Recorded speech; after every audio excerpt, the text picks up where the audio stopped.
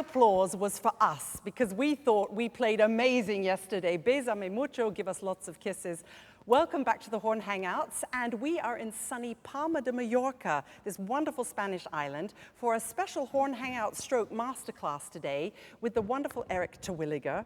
And to tell you exactly what we've been doing here, I have two wonderful people, Nigel and Miriam, from the orchestra.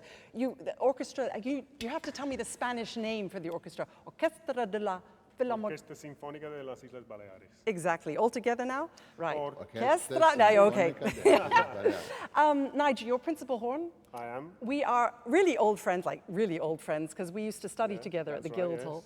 Yes. Tell me what's been going on with all these wonderful people this week. Well, we're really excited. We've been having a lot of fun. Eric played Strauss second with us up at the castle on Wednesday evening. Then the last 2 days we've been having master classes here with this wonderful group of guys and girls. And now we're all geared up for the hangout. We are. And Miriam's been working overtime. She also plays in the orchestra. I said to Miriam, I want some beach. So Miriam went and brought a beach. So gracias for the beach. And thank you for organizing this. It's been a big horn event. Did you ever have such a big horn event here before? No. Will you ever do it again? No. Okay, may I introduce my wonderful friend and colleague, Eric Terwilliger. Applause for Eric!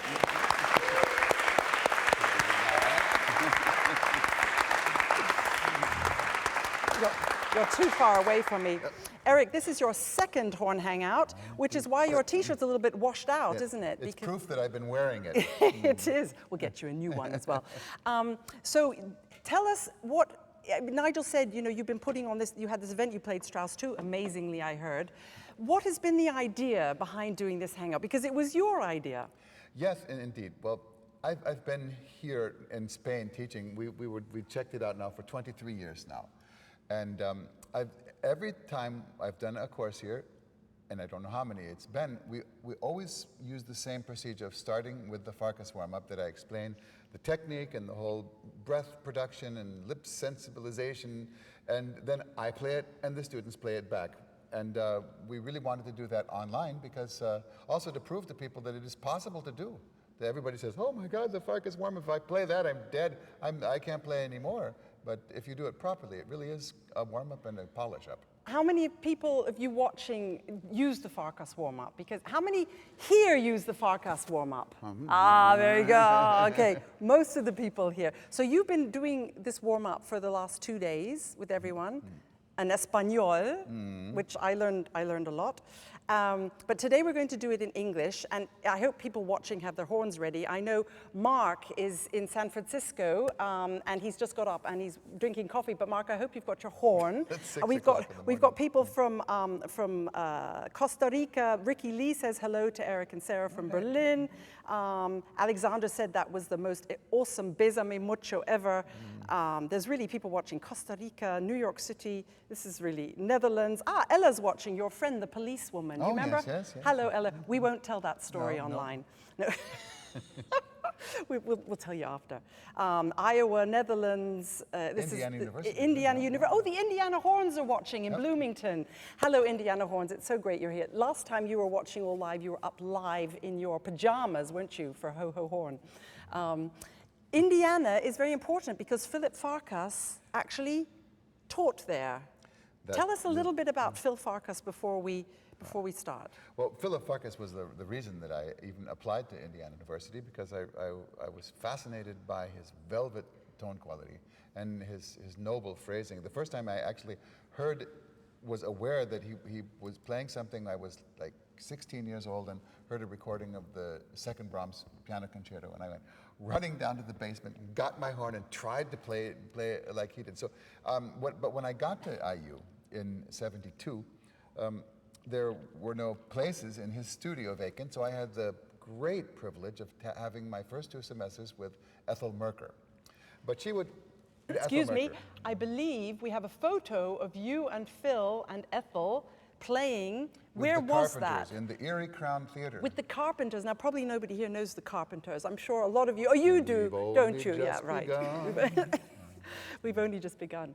But have you got that photo, Jakob? You're showing it? It's fantastic. It's you, Ethel Merker, and Philip Farkas. Yeah, in the Erie Crown Theater in Chicago in 1974.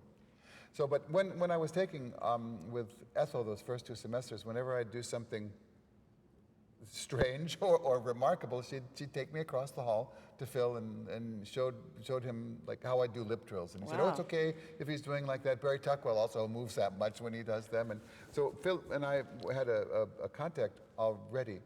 And I started then after 2 semesters, started with him in his studio.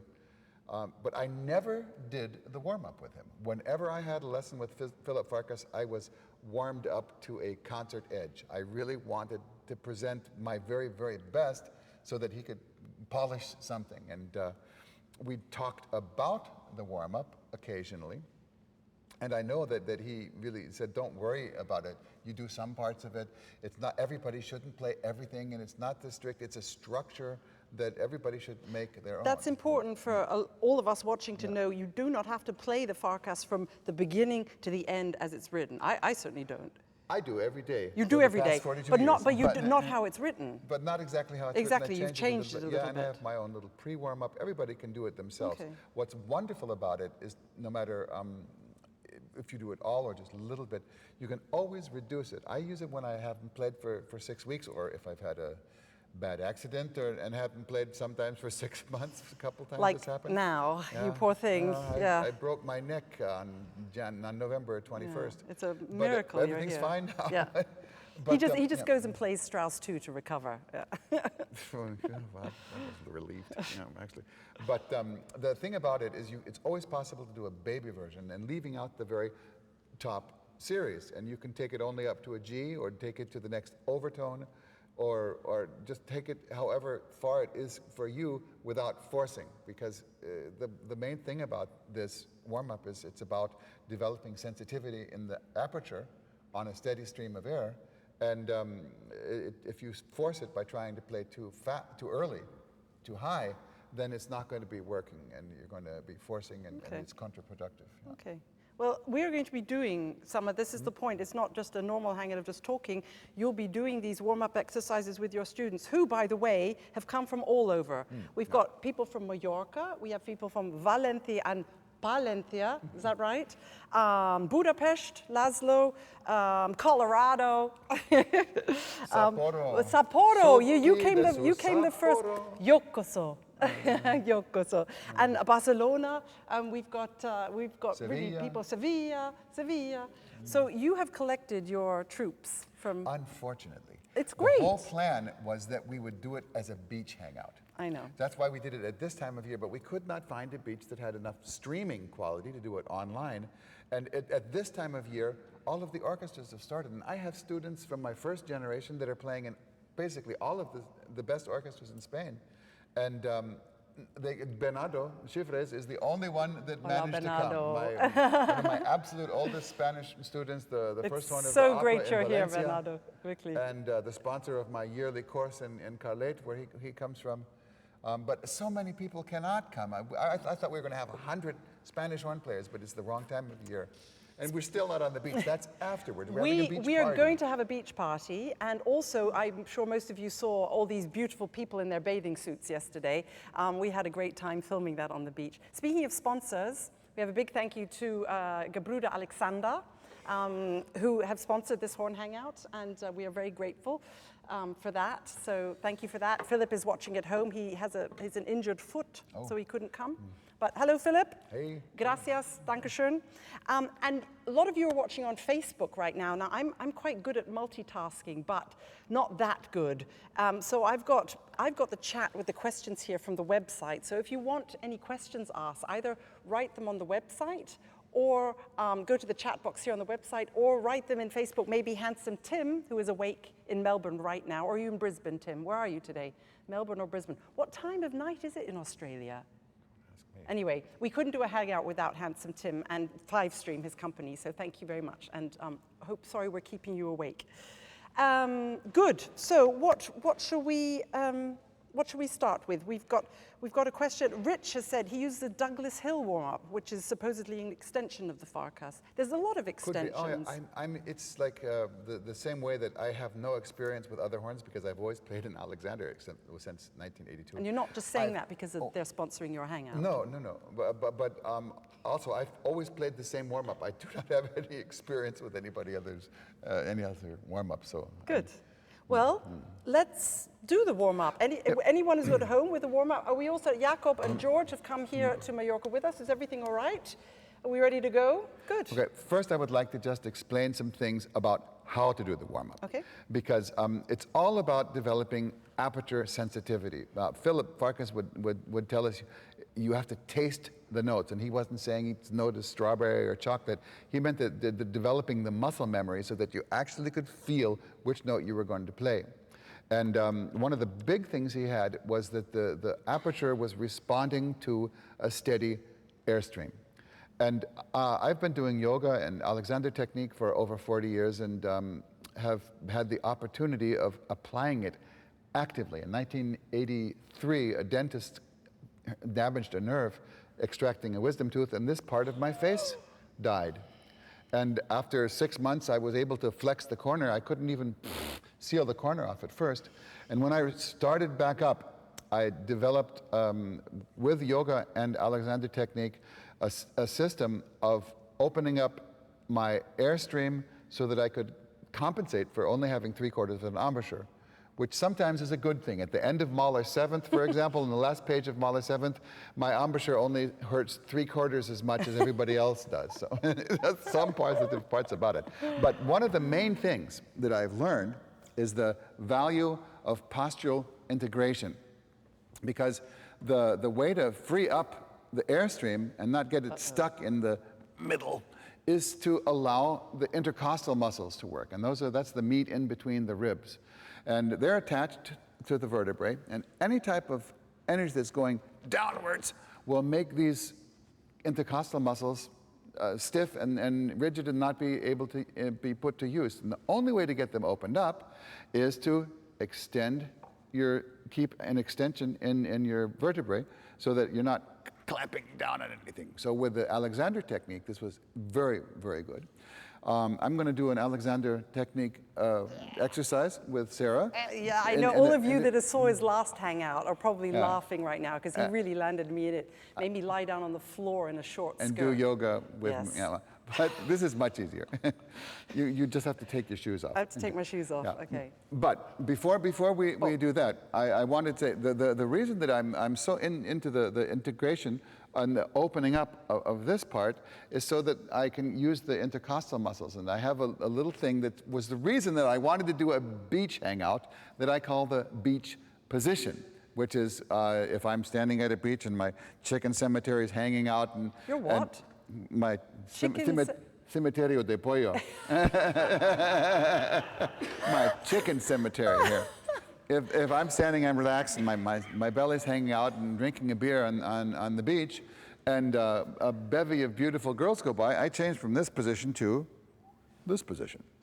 And this is exactly what I do when I support. So after I take in a relaxed, natural breath, there's no such thing for me as a brass player's breath. I just try to breathe as natural as I can. After I take that natural breath to construct my air bow, then I tighten the frog on that air bow by doing this.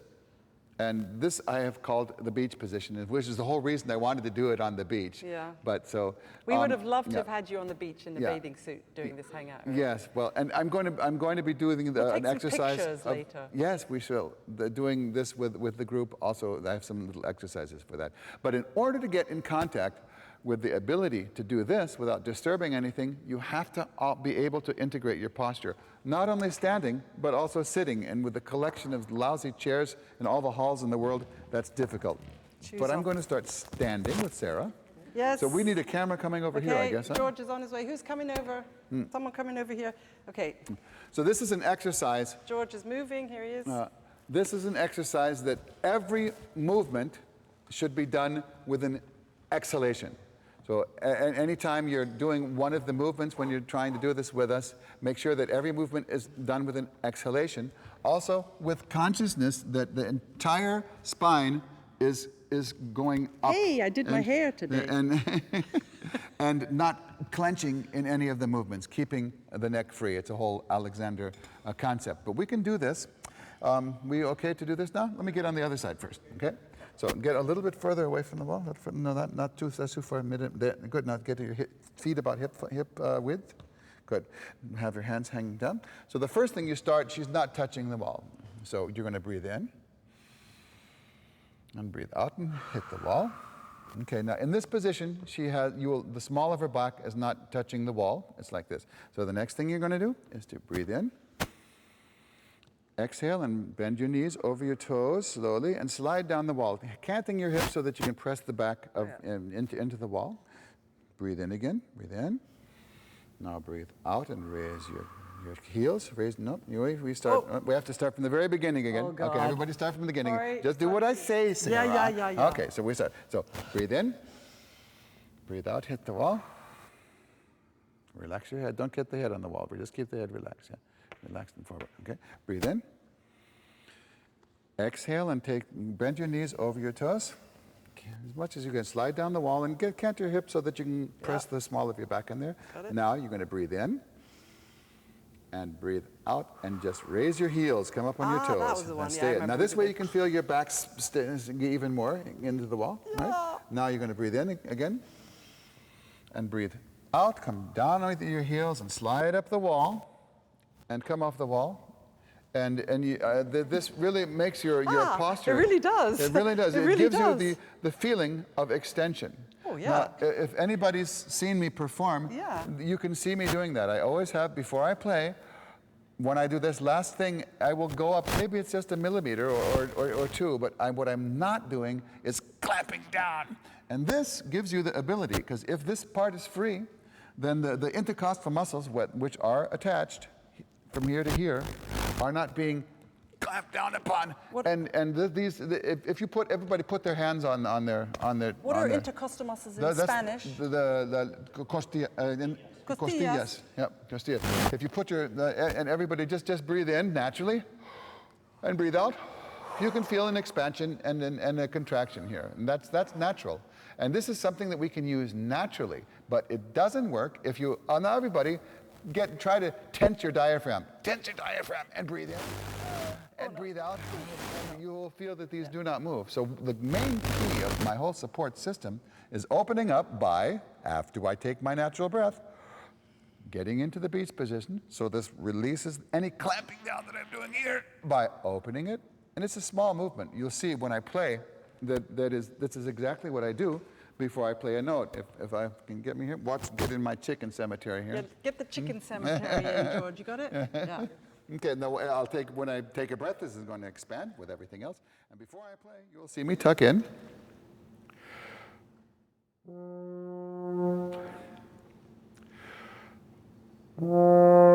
And the openness of here does some things that are very positive. First of all, allows you to release the shoulders. We're holding the weight of the horn basically on our right hand, and the last thing that I have to check before I play is that this right shoulder is down, so that I'm not clenching against my airstream and also inhibiting the expansion of the intercostal muscles. It also, when you play with your chest open, you're going to have a much better chance to vibrate the air in your chest. It's not only, we're not blowing air through the horn, we're making a vibration here that is amplified by the horn. And if we keep our chests open, we will be able to vibrate more air in our chest. And for me, as a guy who's been sort of fat all his life, I look a little bit slimmer when I'm performing. So, how much, yeah. Good. So, how about some warm-ups? Let's see what's been going on here. Chicken cemetery. Yes, people like the chicken cemetery. Okay. So before we do anything, I want everybody to stand up first, just to get your chest free. Okay. And I want everybody to just do this, because I want you to feel your chests open. So go and do this.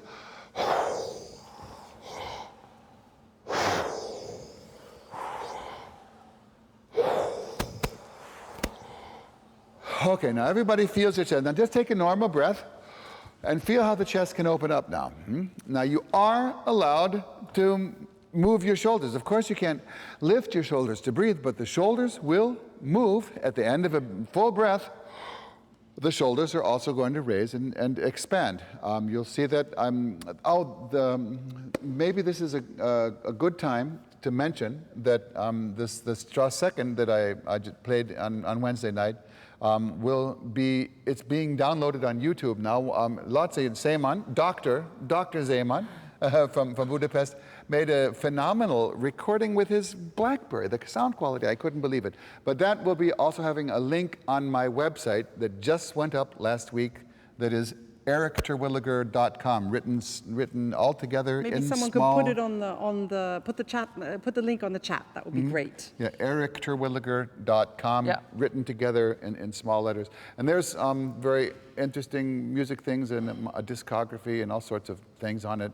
Pictures of me in strange yoga poses on the beach. Yeah, so you can see that there's a couple parts in that concerto where you have to use your entire capacity. And I watched it this morning, and I could really see myself before I played the very first introduction doing this, and you could actually see my shoulders go up and then me releasing here. So that's the first step of getting the chest free. So then I have another beach position exercise that I do using two hands, because the most important thing about this whole concept of flexible support, when we have to develop flexibility, because we're horn players, we're the chameleons of the orchestra.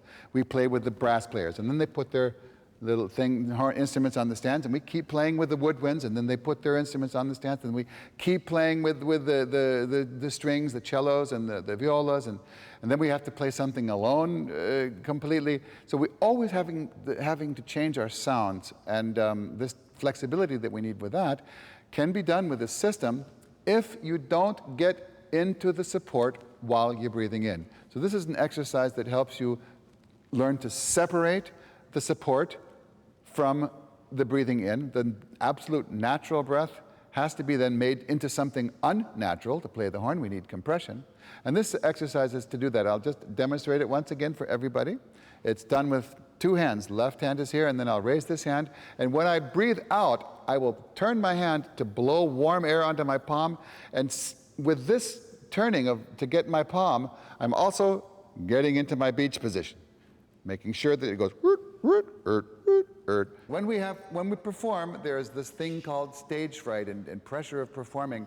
And if we start with a rigid system and we get even tighter and tighter, there's going to be a point where you don't feel anything and nothing's going on, and where's my air? And people might have had experienced that. And the way to combat that is to open up and remain flexible. So the way that I do that is to first take a natural breath, then get into the beach position, and then play. So I want to start first, before I do the Farkas warm-up, I always do, I call it in Spanish, my despertador de vibración. It's my wake-up call for my vibration in my lips, just to feel that I actually have a vibration in the middle.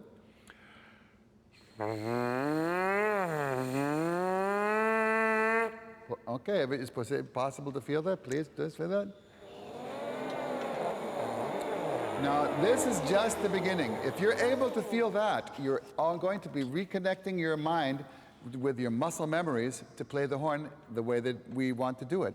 So I start out first to get in contact with the inner ring, not just how the lip feels on the outside of the mouthpiece, but the inside by bending notes. Let's just do one of each series so we don't have much time left. So let's do it first.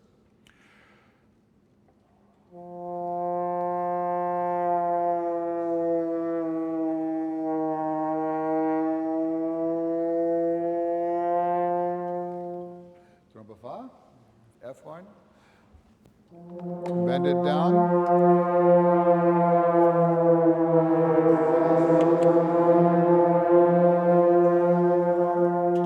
The same muscles that control that also are helping us do our crescendi decrescendo. So I always follow that with a decrescendo, crescendo, decrescendo.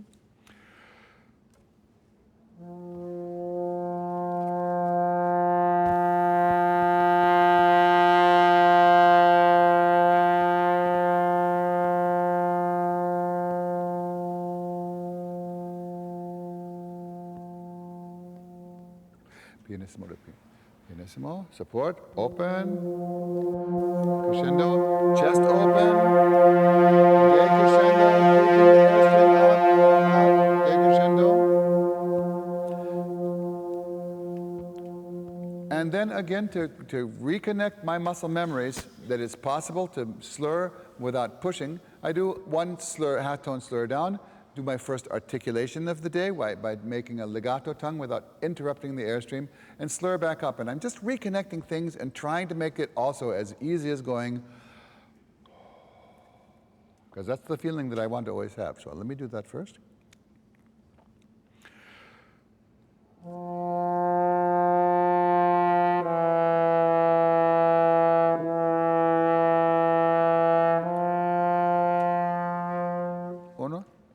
Dos, slow, sin empujar, don't push. Okay, and this should be mezzo forte, that was too loud. I want to start all my days going, first feeling natural. So I'll do that all the way down, including the bending and the crescendo, decrescendo. Let's just do the last one so we don't lose too much time. Just do one here.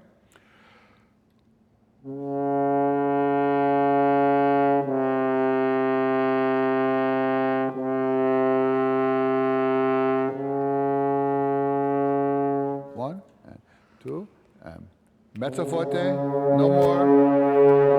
Mezzo forte, no crescendo.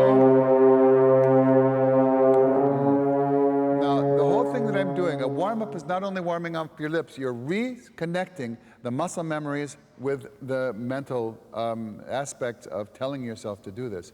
So while I'm doing these easy steps, I'm really concentrating on, first of all, feeling myself opening up, feeling myself not clamping down on the diaphragm, so that I have two zones of flexion in my abdominal muscles and in my the embouchure. And everything else between is trying to be as relaxed as possible, despite holding up a horn. So after that, just to reconnect the sensation that it's possible to play higher without contracting against my abdominal muscles, but actually flexing the abdominal muscles and opening my chest, I do a very simple chromatic scale, so I can feel myself going, ha, and not going, ha. In the first octave, you don't really need to use that much compression difference. It's all about reconnecting these mental images to get those muscle memories going. So I just do a chromatic scale on F horn.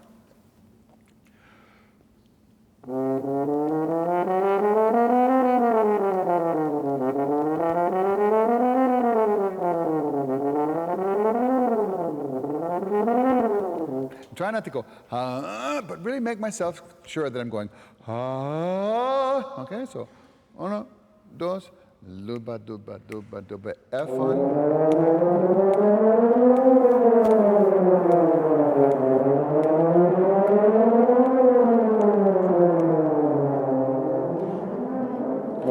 okay. And that gets me ready to start the Farkas warm-up. Because the first thing on the Farkas warm-up is this pre-warm-up that goes all the way up to a high C. It's a series of arpeggi that has a little eighth note in between each of the notes.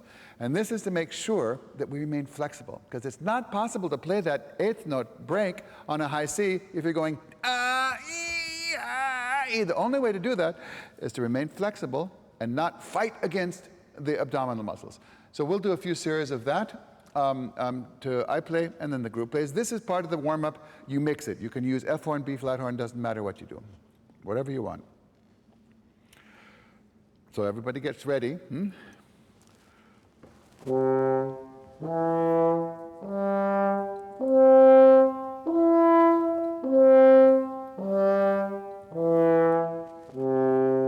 Un, dos.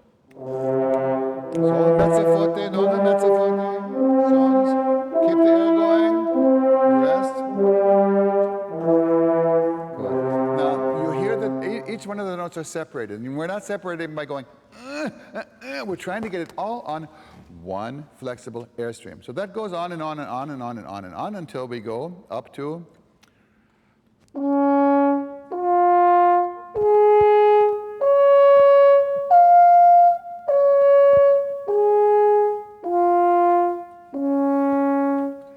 it goes gradually, but we don't have much time. But so don't worry, you don't have to do that right away. but this whole thing goes up. If we do this properly, we're not going to have a point where we do something different in the high range. We're just going to continue doing everything the right way so that the high range becomes something that we do without having to change anything. After that, we'll do a couple of series of the next section, which is the only part of the warm-up where you actually play loud. We are striving not to push any notes, to wait for every single slur that Farkas also said was a flick of the lips. This part, as in all of the rest of the warm-up, I always start on the bottom. In the warm-up that is in the Farkas book, he starts on the open series that goes all the way up to high C. Farkas had a high range that I would probably cut off a fingertip to have what he could play in the high range, but his low range wasn't good. Terwilliger was always second horn. So he started on the top. We humans like to start on the bottom, so we'll first start on the bottom, and I'll play it, and everybody do it. It's possible also to reduce pressure. First of all, by making sure that the shoulder is down. The right shoulder relaxed will help you open up the entire shoulder region. We're carrying the weight of the horn on the right shoulder, so we have to be very vigilant that this is not clamping down. If you do that, then you can access the chest, and you also, if you've got the shoulders relaxed, you can learn to distribute pressure rather than just putting it on. And if you can try to feel now 360 degrees of your mouthpiece rim while you're doing this, especially in the ranges where you don't need to press that hard, the low range, then you can gradually learn to use less pressure in the entire ranges and let the air vibrate the lips. That's what it's all about.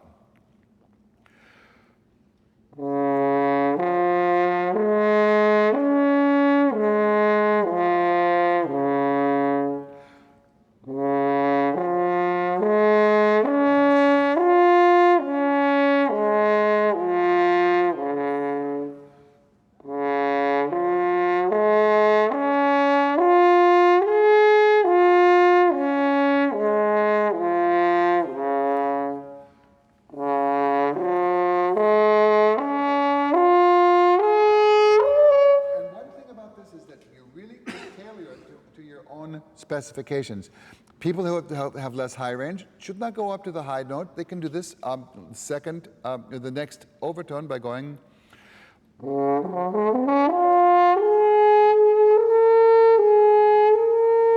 instead of. There's always the option of going up to that first overtone. So because it's not a competition, it's trying to find out how can I do this efficiently and relaxed so that I can learn to reduce this, so I'm not going to be afraid of performing, of the tension and the rigidity can be turned into openness. So there's also, when I'm warming up after a long time, I also sometimes do the very last series with only on overtones going.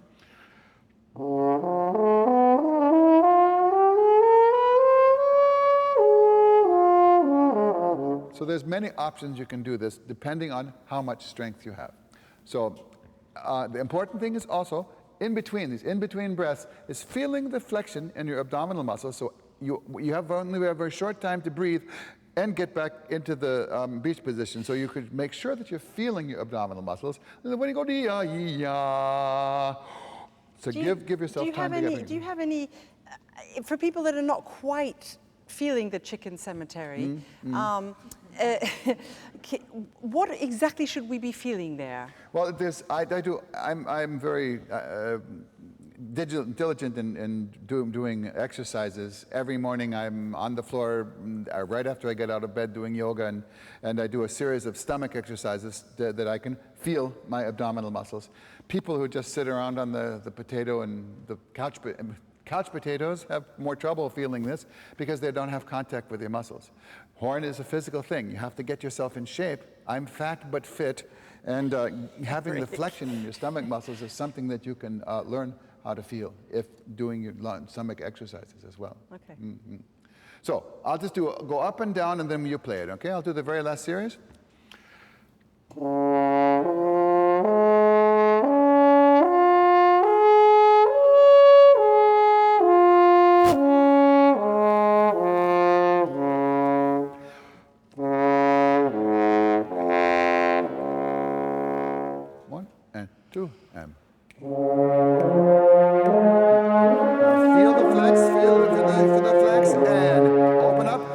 each position. Wait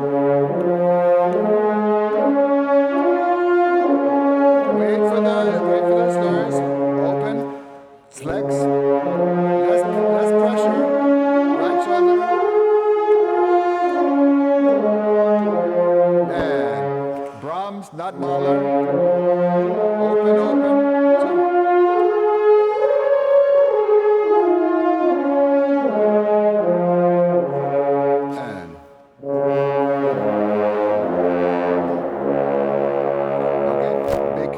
You're going, whoa, whoa, whoa, whoa. Of course, in the very last part, it's easier to play, and you can get sloppy in not keeping the support going. Never push notes, and be very sure that you're keeping this flex going throughout the whole thing. The marvelous thing about this system is if you're not fighting against those abdominal muscles, with this part, you don't really have to use that much effort. It really makes horn playing easy. It makes it playing not work. And I have enough work. So let's go on. That goes all the way up to the high C. All the way up and down. But now let's go on. Let's pick the first valve combination for this next one. The same thing that we did on the beach in the water yesterday. This goes on. Now it goes down to mezzo forte. And as it goes, I think I'll play through all of them, and then everybody will just do one. Okay? I'll do all of them quick.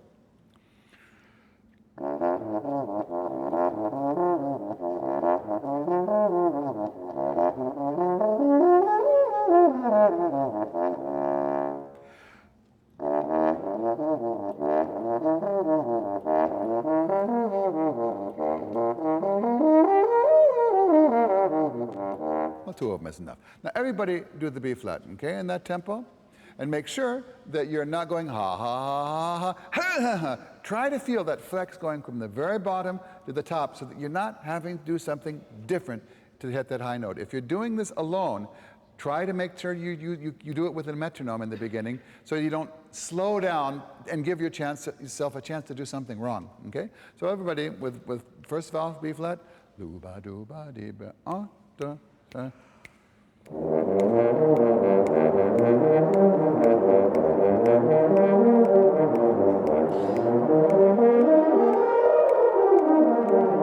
Very good, very good. Let's just keep going on first valve because this is just a demonstration. This can be done from second and the third all the way up to open. Depending on how much time I have. Sometimes on tour we get there and there's only 10 minutes before we have a stage rehearsal, and I can only do the first 10 minutes of the warm-up, but that's sometimes life. So the next part it's from here on and it's piano. And this part is faster, and Farkas describes it with a woodwind-like lightness. So we're really trying to get in contact with the embouchure and making sure that this aperture is responding to the airstream. The more we improve the quality of air by not clamping down, but opening up and broadening our air, we'll be able to create more impact and create more vibration with even less amount of air. And piano is extremely important. I don't really want to say anything bad about conductors, but they're not really my best friends sometimes. And there's one part of a conductor's anatomy that I really don't like, and that's their palms sticking in my face like this. So I'm always trying to work on playing piano and pianissimo so that I don't see that. And how often do the conductors say, more horns, more horns? You hardly ever hear that, yeah? Okay. So this next part is as light and fleet as you can make it.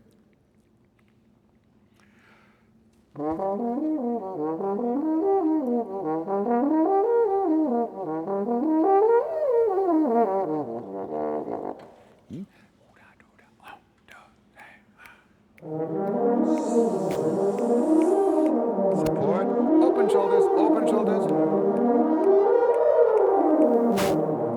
Very good, very good. That goes again, the second and third, all the way up to open. The next series changes directions. And you really have to be careful that you're not going, but trying to go wee-ah-ee-ah-ee-ah-ee. And again, making sure that we're using less pressure on the bottom so we don't have to use that much pressure on top. There are limitations. We have to press harder when we play higher. But we're made out of flesh and blood. and as my daughter always reminds me, and Fat Daddy. So we make sure that we don't press on the bottom, we can press less on the top. Let's just stay in E flat.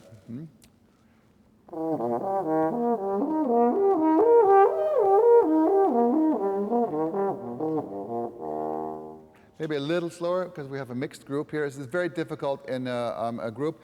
When you're doing this alone, make sure that you're not doing it too fast, and then you get sloppy, okay? Bi da di da, 1, 2, 3, 4.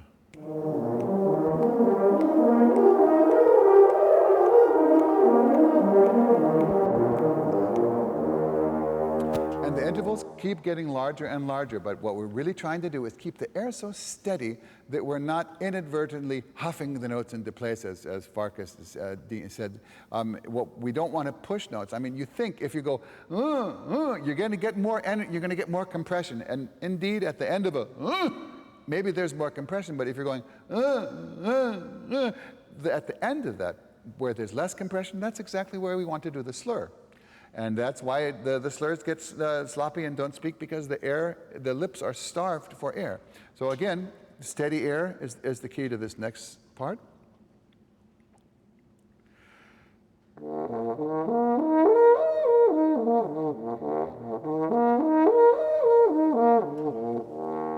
And it's done without any excess working against the bottom. In order to help that out, let's first just everybody do a glissando to make sure. You cannot do a glissando trying to push every overtone. It doesn't work. And it will help you do the next part without pushing.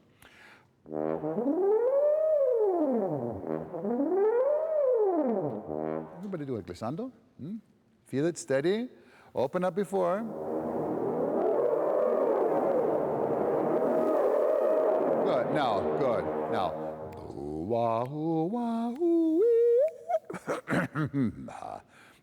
1 and 2 and.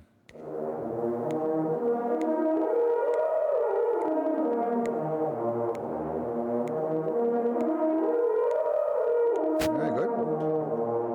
And then come octaves. And if you're doing this all properly, and then you by this time you have gotten in contact with the flowing of the open air column and the stimulation of vibration in your lips, and you should be able to do this.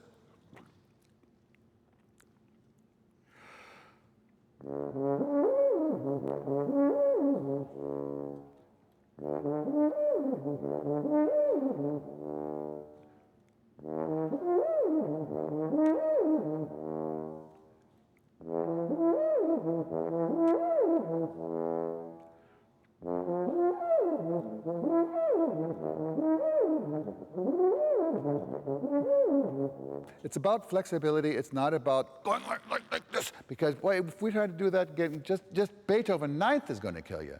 I've got some questions. Yes, please. People a lot of people watching on Facebook, so we're very happy for that. A lot of people saying hi to you. There's just some questions about the Farkas one, but also my personal questions. So when he writes it in his book, which is our Bible, The Art of Playing the French Horn, he writes it starting with a C and going down to, because he preferred with the higher register, right? Yeah. But you work up from the bottom. Yes. I do that too. And all of my students do as well. Is there a danger with younger players, like the one you just did, the ba ba ba ba ba ba ba? I'm glad we didn't have to play that now. We will. We're going to play that now. But how to make sure there's no acrobatics going on here? Well, first of all, if the camera's on me, you'll see that my lips move a lot. As I explained, I only have 3/4 of an embouchure, and I have. If you can see the corners of my lips have different flex because I don't have feeling in this part. Here, if you see, I've got this corner is different than this corner. So I have lots of movement. But I've had students that even have a low range change that they have to pop the lip. And I said, well, gosh, you're going to have to change that. Yes, you keep hitting your microphone. Oh, sorry. And I came back a year later and he said, I have to show you this. And he went, and he popped it out so fast and it really worked. And he's a second horn in the Paris Opera.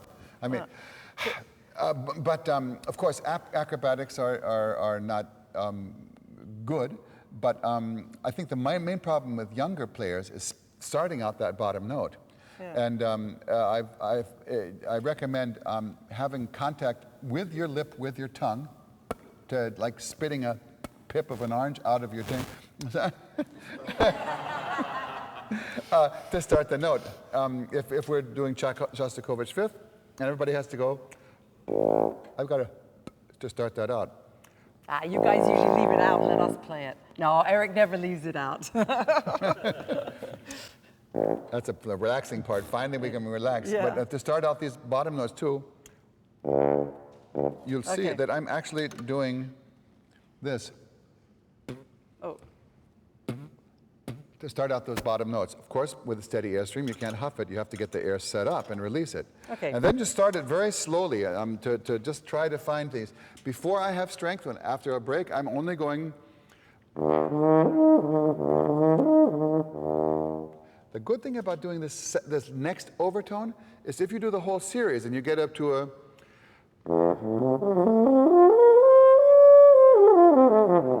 That's an A flat. So if you can get that easily, then you can already go. It will be that same note. Okay. Sorry, please carry on. It's just a people question. So look. There you are. It's going. It's running. So the next part, this is all the slurred part. Then comes a tongued part, which is basically exactly the same as the first part, but it's separated by a page of scales. Now, the object of these scales is to make sure that we have the same clean attack through the entire range of the horn. And it's also then goes up to 176, which is pretty fast, and is a real exercise of making sure that the tongue is not having too large movements. If you reduce the movement to a small movement, then you're going to have the ability to tongue much quicker and cleaner. The longer we tongue, the tongue is a muscle, tends to get rigid, and if we're doing this, it's going to get even more tight. And I always have to think of Celibidache when he was in his 80s doing Tchaikovsky's Fifth with him. Not the slow movement, because that was either play or die, but the last movement would go. And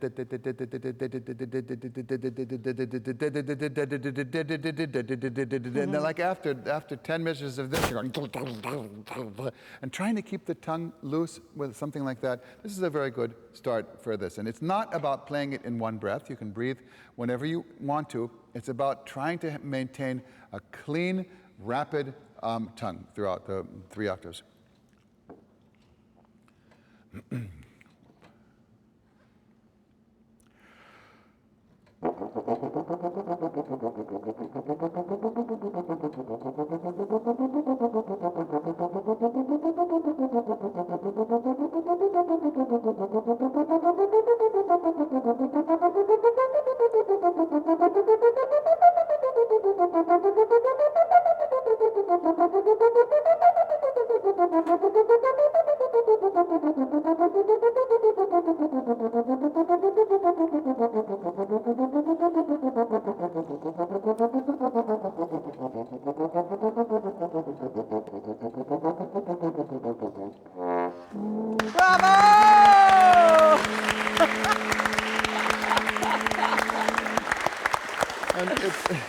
But it's not about just playing it in one breath. It's fun to see how far you can go with it and how many times you can repeat it. But let's do it now with just without a repetition. Did you breathe at all? Before I played it, yes. Okay. Okay. So you can breathe wherever you want in a group. Let's go try to get it in this tempo, and make sure that we're using the same production and not getting louder when we get higher, keeping the same mezzo forte, clean dynamic. Okay? 1, 2, 1, 2, 3, 4.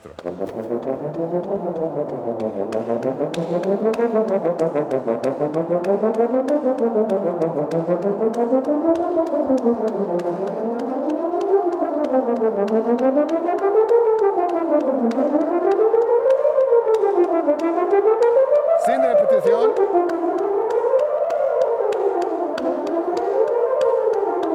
Oh,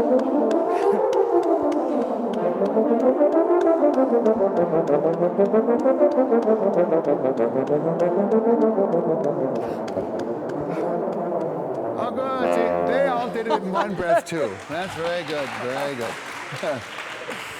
So, Okay. and afterwards, we're trying to just do the same thing.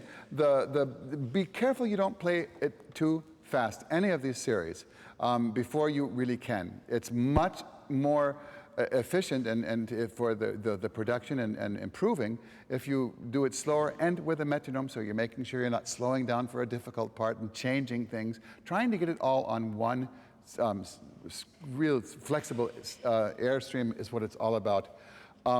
The tongue, though, if you use the system in the air, there are basically no limits. Just this is ridiculous, and don't try to do this until you can. And it's not the way I do it, but just to demonstrate that how fast the tongue can be with this next part, I'll do it in a ridiculous way.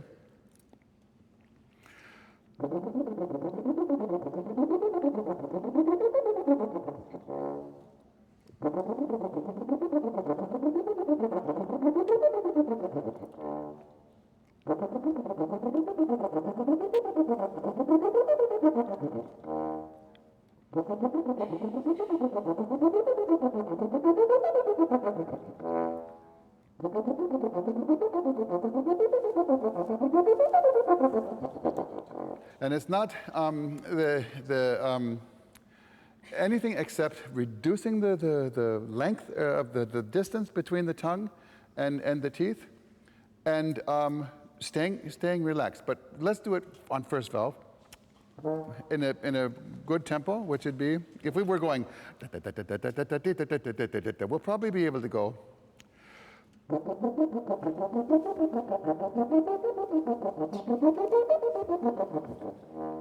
Uno, dos, uno, y dos, y. Piano.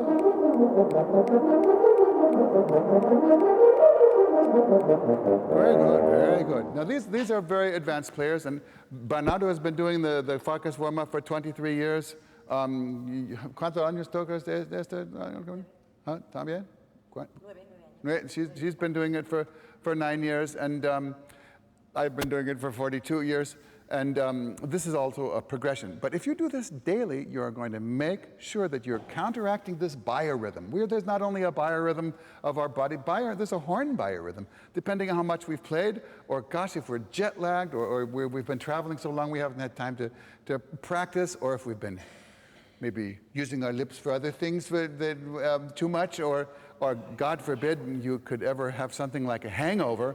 And every day is different. And if you do the same structure, every day you're going to learn how to keep those curves, at least so that the audience doesn't know them. So let's, as you see on the Farkas, the warm-up starts then on the higher octave. Let's do the bottom octave on first valve again.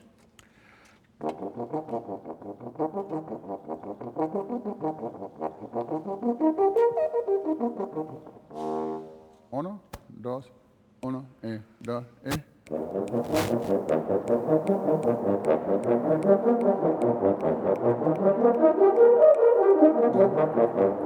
These are advanced players.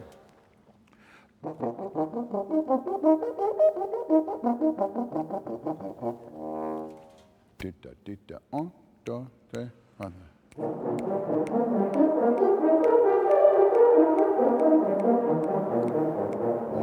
And there's Eric, always the option. another question, just come in.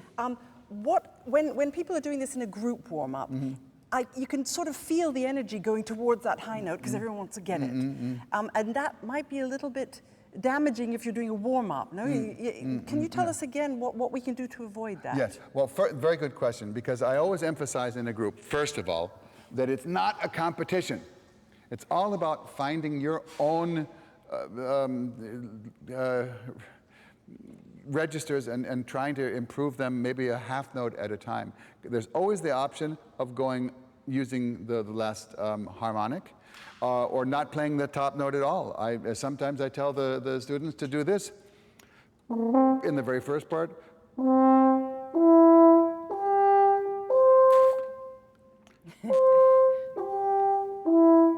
When we're doing it in a group, so you're not just going and getting it any way you want, because we are in the business of selling notes. It's like a baker. Who wants to buy a burnt clump of bread? We want to sell beautiful smelling brown buns, and the same thing, we want to sell good notes. So if you're only getting them out by going, I got it, you're not going to be able to sell it. And that's only that's not why I play the horn. I play and if I can digress even more, I think our job as musicians is to play beautiful music so in a way that our audience will be able to forget the troubles of the world just for even a couple of seconds.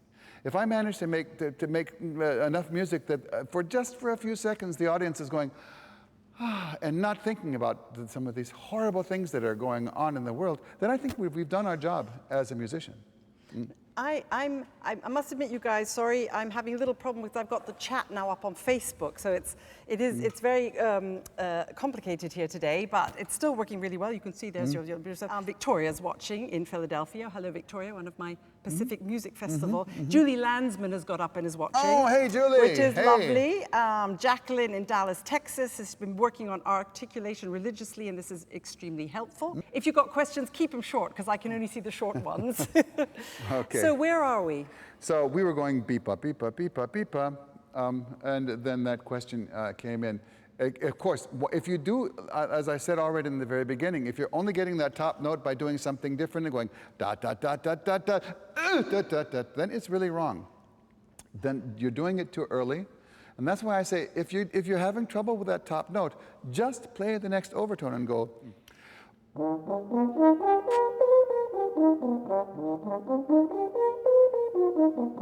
Because it's such a little difference. And if you do that whole series, then you've already played the A flat, and you can go back and play it on the A flat without having to go, ugh. It's very often a mental barrier.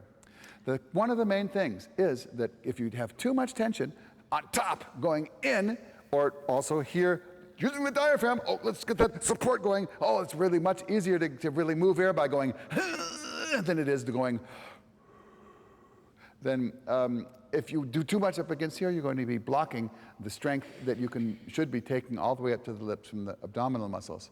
I have the slur question back from Matthew. Another philosophy recommends bumping one note into the next by relying on the air maximum speed.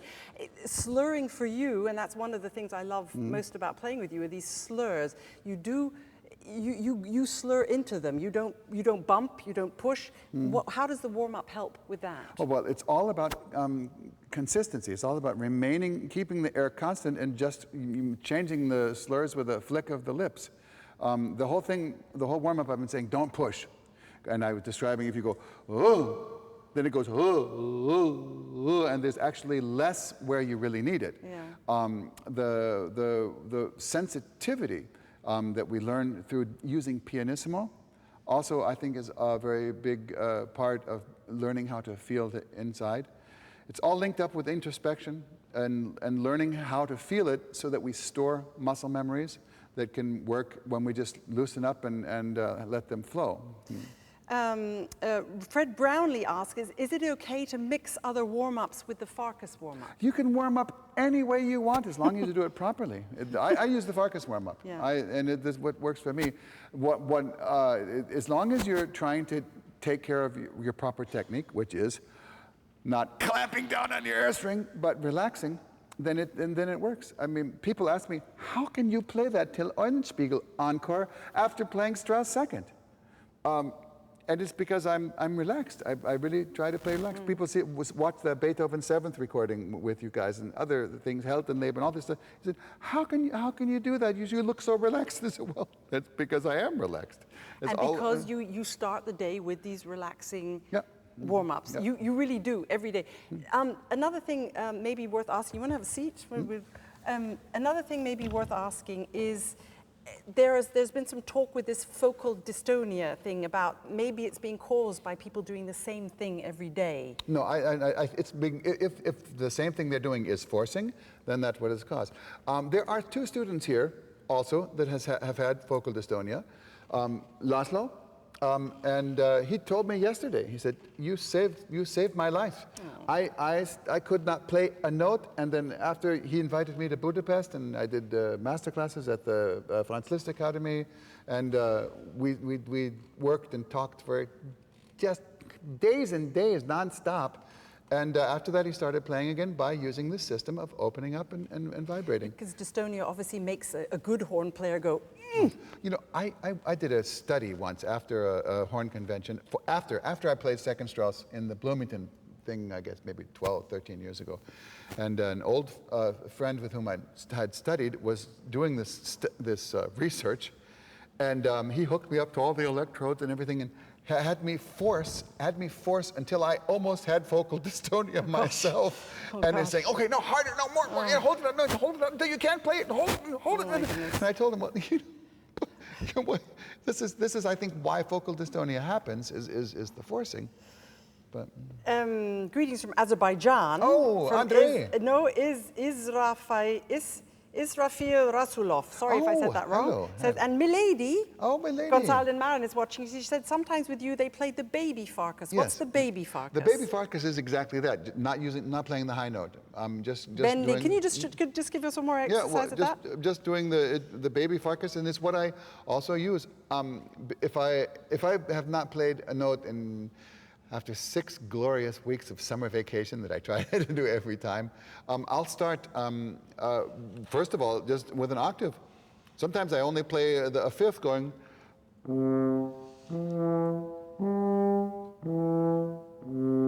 And if I get up to a, then I'll go down to the octave and go it up, and if I can get to a, then I'll do the octave and a half. Then I will, on the first day, I never play higher than a G, so I'll do all of those series going.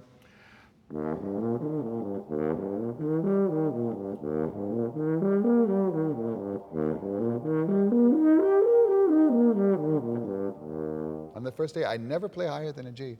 And then I take a break, and then I play Bach suites. And the cello suites are, that's the most beautiful music that I know. In the original key or in the... No, I use the Wendell Haas version. Because I cut my Bach teeth on that when I was in college. We like these sort of insider information. Yeah. Argentina, we just had Fernando is watching, Fernando Chapero, and he said he loves the Farkas exercise done for almost 20 years. Oh, right. So where are we in the warm-up? What do you want us well, to it's do? exactly the same thing. It goes, we've done it pretty much, showed everybody that it's also possible playing these notes and playing these things. And I've done this with literally hundreds of Spanish students over these years, and we have to find. It's time to finally make a list of where all my students are playing in Spain, because I have more students and jobs in Spain than in any other country in the world. I'm half Italian, and I think it's my Mediterranean blood that has given me this Spanish connection. A friend of mine from LA is on holiday right now in Spain, on Olaf on Ronda, and he's enjoying the class. How many days? And Alan Fogel.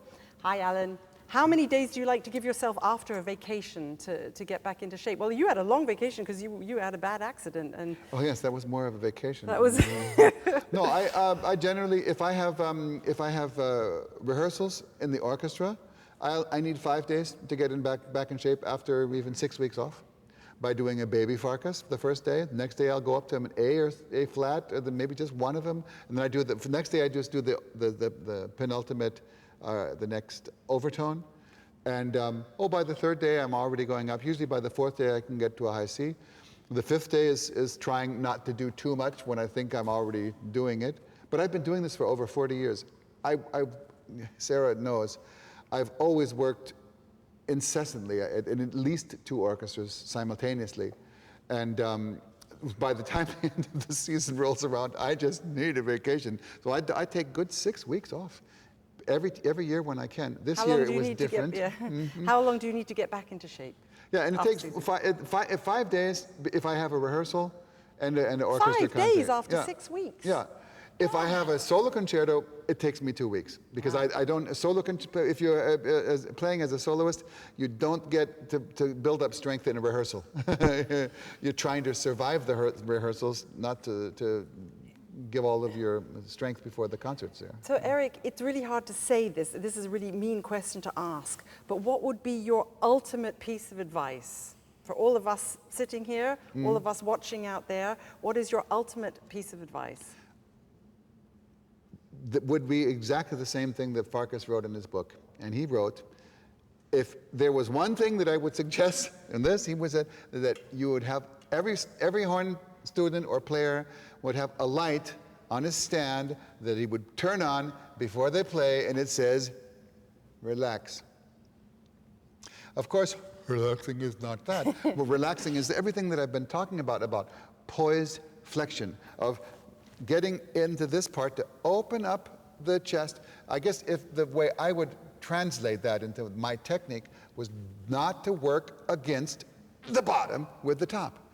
Even if it's this diaphragmatic support that goes, what you're doing is inhibiting the flexibility of the intercostal muscles, and that is what it's all about. That's why I can still, I'm 64 and a half, just broke my neck in 2 places on November 21st, and actually really had fun with the Strauss on Wednesday. Which will be up on YouTube. Is he amazing? I wish I could have heard it. Well, we will be able to hear it. You're uploading it soon? He's been uploading it. It will go on my new website. I hope you're not using this internet. And so have you done this ericterwilliger.com? We did that. Yes, we have got ericterwilliger.com is the new website. Philip Alexander has written and he's watching. And thank you, Philip, for sponsoring the Hangout. And yeah, a lot of people. Juan Manuel Gomez from Barcelona has just written saying he's been playing the warm-up since he's met you.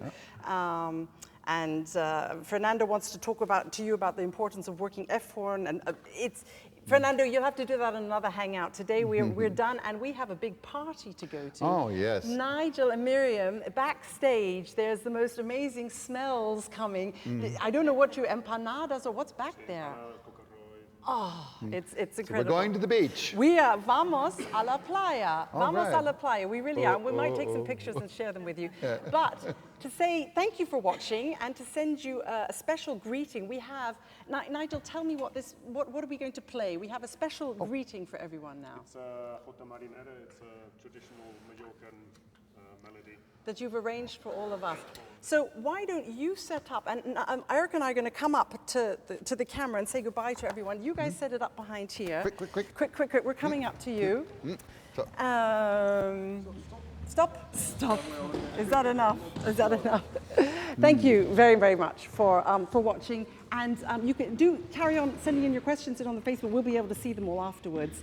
And we're going to go and have some on the beach. Thank you, Eric, for all of that. Oh, it's my pleasure. Really. It's always I tell you, when we come into work, Eric's been playing a lot of first horn with us at the Berlin Phil, and 1 hour, you can set your watch by it. 1 hour before the concert, you are doing, and before the rehearsal, you are doing your Farkas warm-up. Trying to get into the groove, getting loose and relaxed and focused and flexible. No, it's great. Where can you buy the Farkas book these days? Mine is so dog-eared that I don't even know. No, I don't know. If any of you know, I'm sure it's online still. Mine has lost the cover and it's lost the first page. You asked me to bring mine, and mine is literally in tatters. And you have one in Spanish as well? Well, I just have the translation in Spanish. Yeah. Oh, and with the website, I have Spanish and German as well. It will be up within a week, also on the website, not just in English.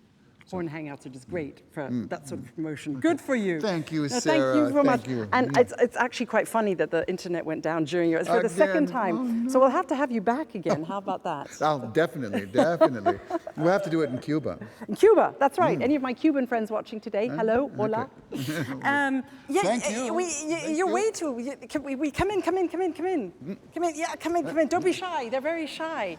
So we now have this piece for you, which is called Bernardo. Tell me what's this called? Jota Marinera. Jota Marinera. It sounds like a pasta sauce. This is for you. This is Eric and his wonderful group of students. A big thank you to Nigel and Miriam for organizing all this.